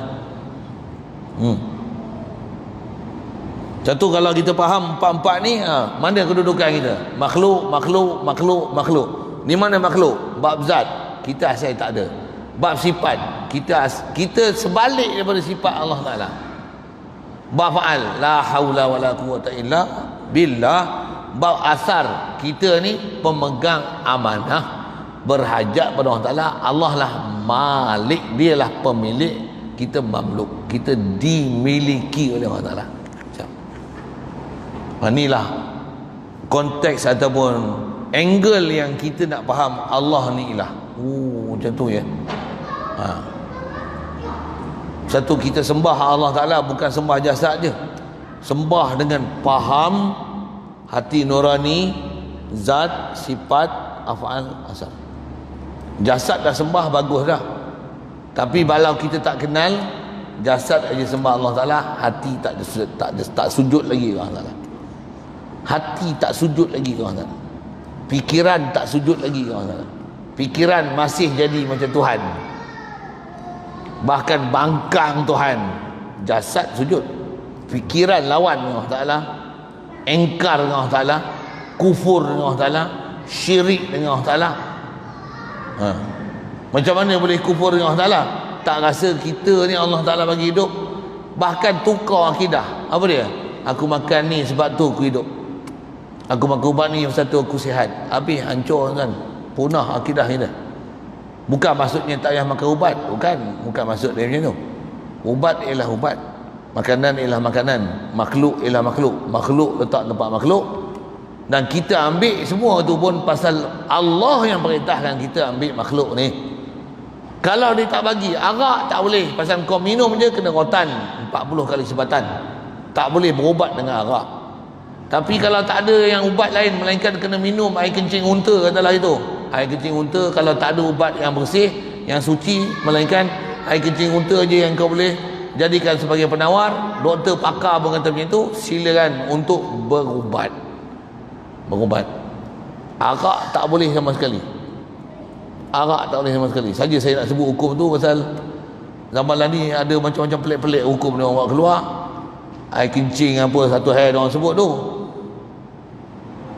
sampai dia kata arak pun boleh. Tak ada arak, no, tak ada ulama kita kata boleh berubat dengan arak, tak ada.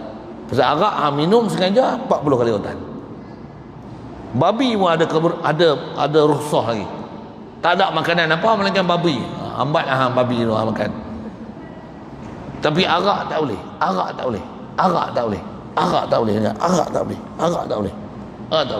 Satu kena ngaji fiqah arak, tak ngaji fiqah kena kencing. Tapi lah bukanlah pintu besar pula untuk kata kalau gitu babi pun boleh lah. Nanti Zat, babi ni bila tak ada dah ubat lain, tak ada makanan lain melainkan babi, boleh tak bubuh babi dalam tin siap-siap simpan? Tak ada makanan, makan babi dalam tin, boleh tak? Tak ada. Masa tak ada tu baru pergi cari babi, bukan bibuh dalam tin. Syarah tu pun panjang. Pasal kat fiqah lagi dia macam-macam berangkainya. Saja saya nak sebut tu nak tunjukkan apa? Kita kena mengaji, ada hukum hakam yang berhubung dengan kita tak boleh memandai-mandai dalam buat hukum. Satu, bila kita mengaji hukum, kita tengok ada orang salah, walaupun yang salah tu kita tengok dia ni orang besar ni, dia ni mufti ni contoh kan, tapi mufti sewil lah kau, tetap sewil. Kenapa boleh berani kata sewil? Dah memang sewil. Siapa yang akan berani kata mufti sewil? Orang yang memang kenal mufti tu sewil aja yang akan berani kata mufti tu sewil. Orang tak kenal, tuan-tuan pun tak kenal, tuan-tuan akan kata mufti, dia mufti takkan sewil kot. Engkau cakap macam tu. Orang yang faham siapa mufti ni, mufti betul-betul mufti ke, mufti di atas lantikan jadi mufti, yang lantik jadi mufti pun, orang tu pun dia pun tak tahu mufti tu menentang apa. Dengar saya sebut ni, orang yang lantik jadi mufti tu, orang yang melantik mufti tu, dia pun tak tahu mufti ni apa. Dia ingat mufti ni bila lantik jadi mufti, memang dia boleh jadi mufti, dia boleh keluar fatwa apa yang dia nak keluar fatwa.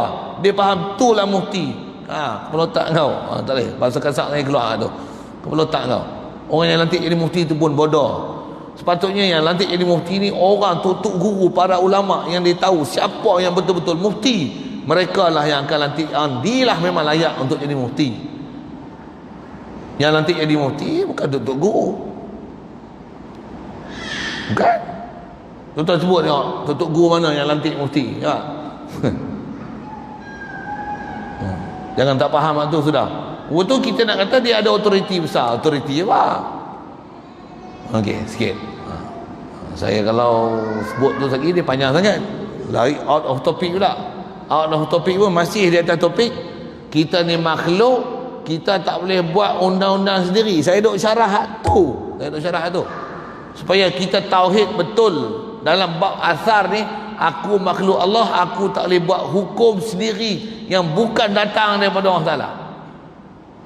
Ulama-ulama mujtahid yang pakar-pakar pun tak ada kata macam tu. Tiba-tiba hang berani kata macam tu. Hang siapa? Tu. Yang tu yang saya kata, orang yang reti saja yang berani lawan walaupun atas nama mufti. Kalau orang tak faham, saya kata, ish berani ya ustaz tu yang lawan mufti. Saya memang bukan mufti. Tapi berani lawan. Yang memang kena lawan walaupun dia mufti, walaupun saya tak mufti. Saja saya sebut tu. Saya sebut tak mana dia asal The Morgan. Yang kalau ikut asal kaedah kita, atas kata kita makhluk, kita tak ada hak langsung bak organ. Tak boleh. Tak ada pasal. Nak kata ulama dulu, takkan ulama dulu tak kerti. Tuan-tuan jangan celupar mulut kata ulama dulu tak kerti. Ulama dulu pakar tuan-tuan. Dia dah buat hukum segala-galanya. Walaupun zaman dulu tak ada, sekarang ni baru timbul macam-macam isu. Buka aja kitab mereka, pasti akan ada, dia dah bagi panduan macam mana nak menyelesaikan semua masalah zaman lah ni. Cuma mesti ahli dia faham. Ada orang dia buka ayat, tapi dia jumpa di sebalik daripada apa yang tutup guru dan para ulama kita ada cerita. Cukup saya sebut situ, banyak sangat ke sana lagi. Jadi asal apa yang kita nak sambung belajar pada malam ni, setelah kita faham empat angles yang kita nak fahamkan Allah ni ilah ni, bukan sebab sembah tu je, tapi nak faham betul-betul bab zat, sifat, af'al dan asar ni, supaya kita benar-benar mengiktiraf siapa Allah Ta'ala dan letakkan kedudukan Allah Ta'ala pada kedudukan Allah Ta'ala. Makhluk pergi letak kedudukan makhluk, jangan sama sekali letakkan makhluk pada kedudukan Allah Ta'ala. Itu tujuan dia. Tuan-tuan tak kenal kalau nanti tuan-tuan jasad sujud ke Allah Ta'ala, tapi akidah tuan-tuan bab zat, bab sifat, bab af'al, bab asar, tuan-tuan letakkan makhluk tempat Tuhan. Masih ada istilah nanti syirik, kufur Allah Ta'ala. Walaupun sembahyang, mempunyai sembahyang hanya satu sujud jasad saja ke Allah Ta'ala, tapi pahaman tak ada. Yang tu yang istilahnya hanya memberikan raga ke Allah Ta'ala, tapi tak dibagikan jiwa ke Allah Ta'ala. Dia macam seorang perempuan kahwin, jasad dia bagi, tapi hati dia masih ingat kekasih lama. Tuan-tuan faham sudah? Tak pernah jadi kes macam tu, bagus. Tapi saya nak bagi contoh. Jasad dia bagi, dah suami, nak buat macam mana? Bagi ya, tak bagi nanti nusyus pula. Tapi macam mana? Hati, fikiran masih pada kekasih lama. Kita pun jasad sujud ke Allah Ta'ala, fikiran tak pi ke Allah Ta'ala sikit pun, pasal tak faham la ilaha illallah ni. Kita tak rasa bahawa Allah bagi jadi aku, Allah bagi hidup aku, Allah bagi ilmu aku, Allah bagi kerja aku. La haula wala quwata illa billah. Apa yang ada kat aku ni semua milik dia. Aku daripada dia, hidup ni pun dengan dia, akan balik ke dia. 24 jam iman kita dengan Allah Ta'ala macam ni. Mata ni 24 jam. Aku yang ni boleh tengok, aku tak boleh tengok, yang ni aku tak boleh tengok, yang ni aku boleh tengok.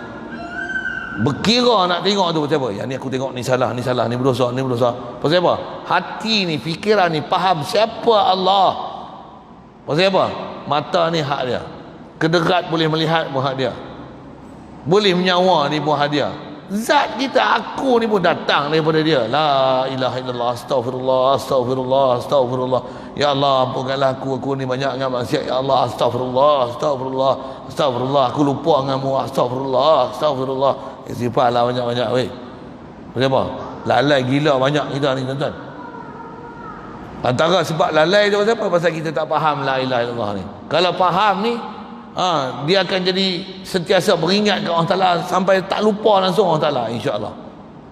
Mudah-mudahan Allah Ta'ala kurniakan kita tu Pasal orang yang memang faham la ilaha illallah ni, istilahnya dia akan jadi macam ni.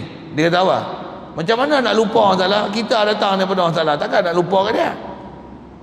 Tengok matahari pun dia buat matahari untuk kita. Ni yang kata nak bagi faham betul-betul ni. Faham tentang mana? Tak bagi faham makhluk ialah makhluk, selagi makhluk, semua makhluk adalah kedudukan makhluk, makhluk berhajat ke Allah Ta'ala. Walaupun tengok matahari, macam mana? Bukan seronok matahari ada, tak? Alhamdulillah Allah bagi jadi matahari. Alhamdulillah cerah kita.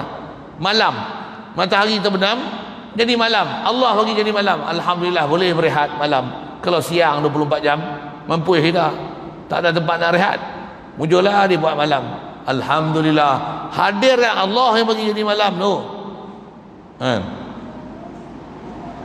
Lapar makan, tengok lagi ada orang jamu pula, macam mana? Alhamdulillah Allah bagi rezeki aku, ambil makan apa yang boleh makan, walaupun dia sedia tu satu pelah besar teh ada 4 jam, kita minum segelas pun tak buat nak habis. Takkan nak melantak semua. Sedar kan rezeki orang Ta'ala bagi. Kalau boleh dia orang nak suruh perhabis semua, perhabis pun tak apa, mana boleh habis. Makan kadar yang kau perlu, hadirkan iman dia mana? Allah yang bagi. La ilaha illallah, alhamdulillah. Nak tauhid sentiasa orang Ta'ala. Siapa ni nak bicara ni, bagi faham la ilaha illallah ni dalam 4 angle sini, bagi betul apa dia, makhluk takkan duduk tempat ilah sama sekali. Ilah ni hanya Allah Ta'ala. Okey, siap. Lepas tu ujung tu saya ada tulis bab ni, Nabi Adam waktu dalam syurga buat apa pula tu? Dengar. Nabi Adam duduk dalam syurga, ada tokoh tak? Ya. Dalam syurga ada tokoh tak? Nabi Adam duduk dalam syurga, masa awal-awal dia buat Nabi Allah Ta'ala buat Nabi Adam, ada tokoh tak dalam syurga? Apa kalimah yang dia sebut untuk dia jadi orang beriman? Apa dia? La ilaha illallah. Dia nafi siapa? Nafi tokoh. Mana ada tokoh? Tokoh pun tak ada lagi. Jadi apa maksud dia sebut la ilaha illallah waktu dia dalam syurga? Inilah yang kita duk mengaji ni. Apa dia? Makhluk semua bukan ilah, Allah saja ilah. Syurga neraka ni pun siapa? Makhluk. Aku boleh nikmat ni pun macam apa? Allah yang bagi nikmat ke aku, Allah yang bagi aku boleh rasa nikmat, datang semua pada Allah Ta'ala. Allah Ta'ala perintahkan dia, wa kula minha ragadan min haitsu syi'tuma, wa kula minha ragadan haitsu syi'tuma, makanlah minumlah apa saja kamu kendaki. Dia makan dengan tak ada fikir sikit pun kepada selain pada makhluk. Fikiran dia apa? La ilaha illallah. Makhluk ni boleh ada tu, dia bukan ada sendiri, semua ni makhluk Allah. Aku berhajat bukan ke makhluk, aku berhajat ke Allah. Dia makan ingat Allah, minum ingat Allah, tengok isteri ingat Allah, dia tengok dia ingat Allah. Siapa? Semua ni makhluk, semua ni berhajat ke Allah. Aku berhajat ke Allah Ta'ala. Makanan tu pun macam Allah Ta'ala, aku makan pun. Semua ni apa yang ada ni, zat ke, sifat ke, perbuatan ke, pemilikan yang aku milik ke, syurga yang aku duduk dalam ni ke, la ilaha illallah. Allah la ilah dalam bab zat, sifat, afal, asar. Allah lah hakiki wujud, zat dia wajib wujud, sifat dia sempurna, kuasa dia mutlak, pemilikan dia mutlak, semua milik Allah Ta'ala. Makhluk tak milik apapun. La ilaha illallah. Itu perkataan Nabi Adam. Dia bukan nafi tokong kan? Ni kefahamannya. Angle 4 ni jelas kat Nabi Adam tu. Nabi Adam faham macam ni, Nabi Adam, Idris, Nuh, Hud, Saleh, sampai Nabi kita Muhammad sallallahu alaihi wasallam, para ulama, sahabat, tabi'in, tabi'in, tutugu, para ulama, para awliya kita. Inilah faham dia. Ni kita baru nak mengaji. Tiang terkebil, faham tak faham. Tu pun dia tengok jam lah 9.30, tak berhenti lagi ni. Nak berhenti lah ni. Nak duduk ujung lah. Nak berhenti lah ni. Duk kira nak balik. Nak kira nak balik. Lama sikit kan nak balik. Faham ni kan sibuk. Faham. Tak faham lagi lah. Dia bukan kira dia tak faham tu, dia kira nak balik. Balik kasar sikit lah kan. Suruh balik. Saya pun memang nak berhenti tak kot nak lama-lama kan. Panjang umur nanti Pembincangan yang kelima masih bincang la ilaha illallah, cuma i'rab nahu sikit, nafi dan isbat. Apa yang nak dinafi, apa yang nak isbat, sebenarnya belajar dah, cuma tak belajar dengan istilah nafi dan isbat. Kita belajar ni dalam iktibar, dalam angle zat sifat afal asar. Ke depan kita akan faham hatu juga, tapi nak faham pun la ilaha illallah masih kat situ, tapi tengok dari sudut nafi dan isbat. Siapa nak dinafi, siapa nak disebut, apa nak dinafi, apa nak disebut. Tu yang kalau kita sebut ke Nabi Adam, bukan nafi tokong semua, bukan ilah melainkan Allah. Oh, tak betul kan gitu. Betul apa? Makhluk bukan ilah, Allah saja ilah. Makhluk bukan ilah sudut mana? Zat, sifat, af'al, asal. Satu Nabi Adam tak ada tokong lagi, dia sebut la ilaha illallah. Nak sebut apa tokong tak ada. Dia bukan nafi tokong. Makhluk bukan ilah, Allah saja ilah. Supaya zat, sifat, af'al, asar ni yang ada pada makhluk, Allah Ta'ala bagi jadi zat, sifat, af'al, asar makhluk ni, faham tu, ni adalah penzahiran daripada zat, sifat, af'al, asar Allah. Semua ni datang daripada Allah, yang Allah satu-satunya sumber. Makhluk semua datang pada dia, makhluk semua fakir berhajat ke dia, dia mutlak tak hajat apa-apa. Warning. Tu kita punya faham. Cuma nanti ke depan atas istilah nafi isbat. Wallahu a'lam. Tangguh situ. Ada soalan?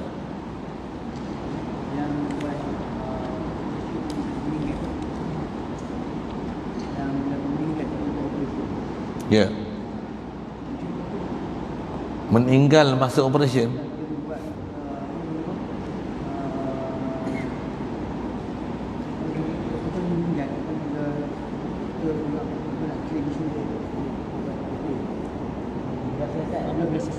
Postmortem tu. Oh. Asal kaedah kita postmortem ni haram. Asal hukum. Pasal apa? Apa keperluan postmortem ni? Saya nak sebut hukum PK asal haram. Nak potong kuku tak boleh, potong rambut tak boleh. Ya? Jelas tak tu tak? Katalah seorang ibu mati. Ibu hamil.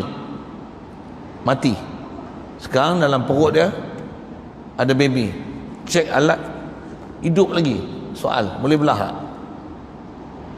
Tak boleh belah. Untuk pergi mati lah baby tu dengan mak dah sekali. Mak dia dah mati lah, tapi baby tak mati lagi.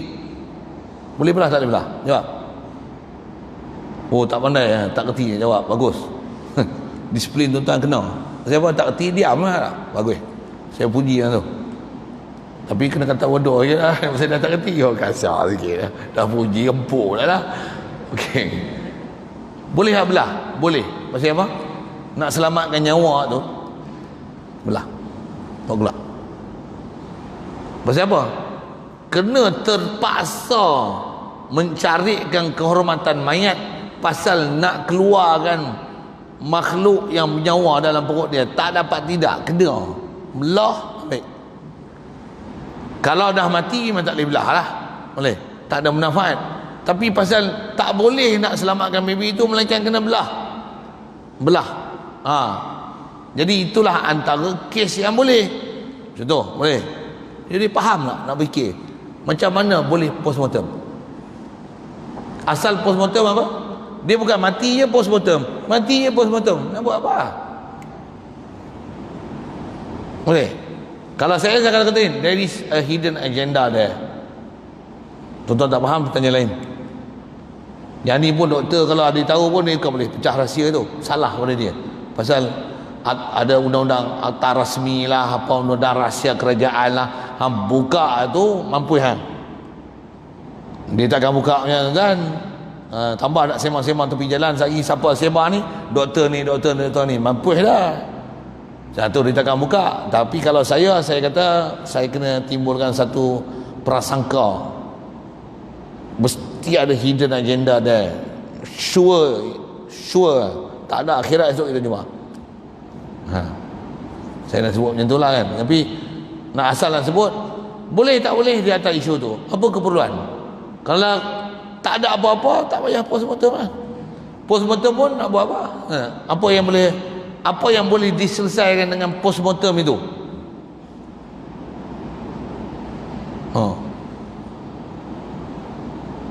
Kan undang-undang tu dia macam bodoh sikit kalau saya kata. Apa keperluan sebenarnya? Kalau memang perlu, misalnya kes pembunuhan, untuk menunjukkan ada kes pembunuhan ni mati apa-apa ke sebab ke apa, dengan sebab tu boleh dikenal pasti siapa pembunuh dengan sebab melakukan postmortem, silakan. Kalau tak ada, tak payah. Kalau takkan nak tahu dia mati ni, mati terkejut ke apa ke, mati jantung ke apa ke, tak payah. Nak buat apa? Kalau mati terkejut pun nak buat apa? Kalau mati pasal jantung pun nak buat apa? Nak buat apa? Boleh hidup balik? Tak boleh. Nak buat apa? Nak berkesahan. Tu yang ada undang-undang yang undang-undang tak syar'i. Penguatkuasaan untuk dibeli di postmortem tu, kalau nak guna pasal dia undang-undang tak syar'i. Itu. Tak syar'i tu mana? Apa manfaat untuk buat benda tu? Apatah lagi kalau saya kata macam ni, cuba bongkar tau, yang dia orang dah postmortem tu, tuan tetah balik benang tu. Kita tengok dalam tu, kosong ke ada isi? Jahat sikit lah mulut saya. Kalau tuan berani untuk jahit lah balik. Memang tu tau, there is a hidden agenda dah. Saya sebut macam tu ya. Saya sebut macam tu ya. Wallahualam. Apa saya nak sebut? Jadi atas soalan keperluan agenda tu, saya sebut dah dengan pekah dah. Kalau kata ada anak yang dalam kandungan ibu, nak selamatkan dia, tak dapat tidak, melainkan kena belah, baru yang tu boleh. Jadi ada bahas dalam pekah tu. Satu, kalau dia orang kata itu postmortem, asal nak sebut kan, dia orang bagi alasan kadang-kadang pakai kes tu lah, tapi dia punya pahaman tak betul. Dia kata macam mana, itulah orang mati, kata dia, buah pinggang ni elok lagi. Buah pinggang ni kalau bagi ke orang hidup, maka orang tu boleh hidup. Dia macam mana pun nanti jadi buruk.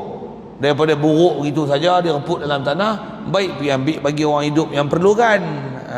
Tengok sekali macam mana. Oh, betul jugalah. Baguslah kau. Dia tak sama macam isu belah perut nak ambil anak tu. Pasal isunya tak belah perut, anak tu mati. Tapi adakah dengan tak bagi buah pinggang orang tu mati?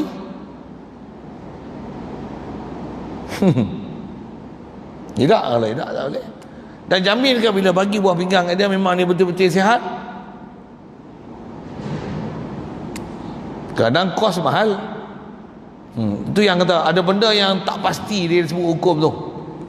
Tu kalau nak bincang tu panjang juga tu kalau saya sebut tu kan. Bab pula tu pula dia kena spesifik dalam bab ilmu, bab ilat, sabab, apa macam-macam hal. Tapi saya sebut sekali lalu lah, yang umumnya dari segi hukum kalau ikut ni ayat yang kena sebut. Dia mesti sebut hukum asas dulu. Nak kata macam ni, kalau atas saya sebut tadi, apa hukum makan babi? Ya, mesti jawab haram. Jangan kata halal kalau darurat. Itu tak betul. Bahasa dia tak betul. Dia kena haram, melainkan darurat baru boleh ambil babi. Baru ayat dia betul. Jangan apa hukum makan babi? Halal bila darurat. Orang akan tengok halal, dia tak tengok darurat tu. Dia tengok halal tu. Oleh saya sikit lagi tanya soalan ujung untuk menunjukkan ada common knowledge, kita mesti jawab betul. Apa dia? Apa hukum sembahyang? Bagus, betul jawapan tu. Siapa? Wajib, tu pun ramai tak sembahyang. Cuba contoh jawab macam ni. Apa hukum sembahyang? Haram bagi wanita haid. Betul lah saya jawab, betul lah saya jawab. Tapi orang akan jadi apa? Oh, sembahyang ni haram. Dia tak dengar lah orang main haid tu. Ni tak dengar. Apa hukum riba? Jawab. Dia akan jawab macam ni, harus pasal darurat. Orang tak dengar lah darurat tu, dia tengok harus tu. Jaga lah, lari macam tu. Dia highlightkan benda yang darurat tu dulu. Tu saya kena, apa hukum derma organ? Patutnya apa? Haram derma organ. Haram derma organ. Itu hukum asal. Yang tu kena sebut patutnya. Bukan apa hukum derma organ harus kalau darurat. Dia tak dengar darurat lah, dia akan ambil harus lah. Yang tu kot sekali lalu, yang menyebabkan jadi hukum-hukum celaru ni. Hukum celaru ni. Kalau dengar saya sebut tu, sebenarnya saya membetulkan apa yang memang mereka sebut macam tu.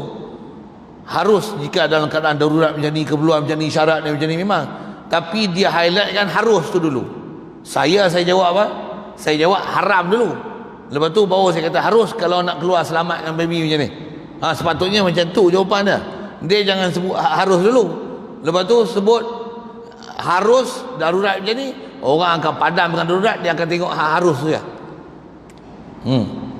Macam tengok apa hukum bubuh bom kat badan, tengok. Bunuh diri lah maksudnya tu. Apa hukum bubuh bom kat badan? Tuan-tuan kena jawab haram dulu. Tuan-tuan jangan jawab macam ni. Harus jika untuk jihad. Pakat bubuh bom habis lagi. Cara jawab tu, cara viralkan hukum tu tak betul, salah disiplin. Untuk sekali lagi tanya, bagi buah hati jawab, bagi prinsip tu lagi betul. Apa hukum wirid lepas sembahyang? Sunat. Apa hukum talqin mayat kat kubur? Sunat. Apa hukum zikir? Sunat. Kalau apa hukum zikir? Bidah. Kan dia jadi lain lah. Dia tukar langsung cara berfikir. Apa hukum buat kenduri? Sunat. Nanti apa hukum wirid lepas sembahyang? Sunat.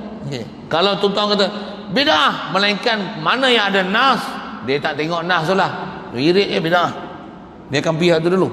Sepatutnya wirid sunat. Wirid sunat. Tentu sekali lalu itu yang zaman sekarang macam-macam lah. Kalau hal-hal macam tu, saya jawab soalan. Allahuakbar. Bismillahirrahmanirrahim.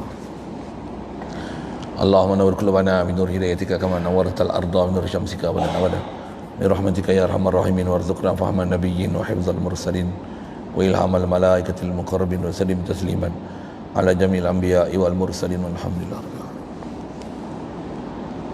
Assalamualaikum warahmatullahi wabarakatuh.